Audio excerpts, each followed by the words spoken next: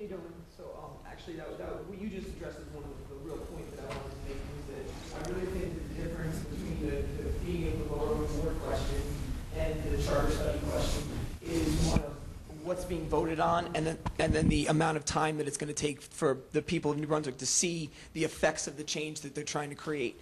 And the real problem that I have with the Charter Study Commission versus an actual question about city change is that under the charter study option, there won't be an option to vote on the actual change that you want to make to the city for an additional year.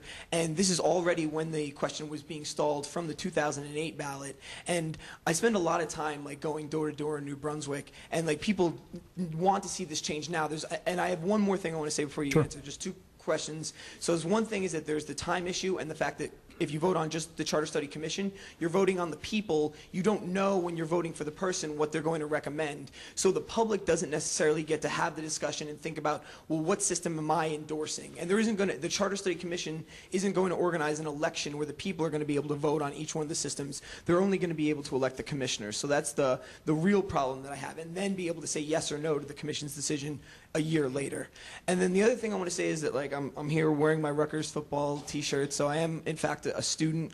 I'm entering my 5th year in New Brunswick, and I understand a lot of the perspective that people have and things that the mayor indicated that people they're not familiar enough with New Brunswick. But I just want people to know that if they take the time to get to know the people who are actually working and going door to door in their neighborhoods, we do have an open public office that anyone's free to come to at 90 Bayard Street. I've learned that it's pronounced Bayard and not Bayard.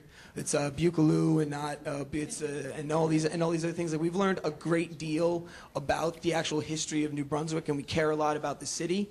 And I also just want to say on behalf of the student community that it's true. Like a lot of people say that like New Brunswick, it's all like students are a transient community and they're just going to come in, make a big stink, and then they're going to leave, and they're not going to have to deal with the repercussions of what they've initiated. And I think that's the point that's being made on some level, but that's not the case of the people that are involved in this organization. We actually want to make it so that the student community is a benefit to New Brunswick. And I think that it could be a great deal more of a benefit if there was an actual real attempt to engage people.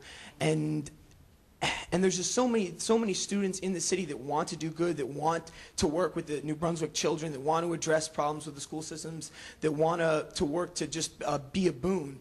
And regardless of what you're going to say, Mayor, my mind is made up on one thing. I do believe that if dialogue was what you were really interested in, you would have made this proposal 6 months ago. And that's just that's what upsets me the most, or what I find disingenuous. That's it. Thank you.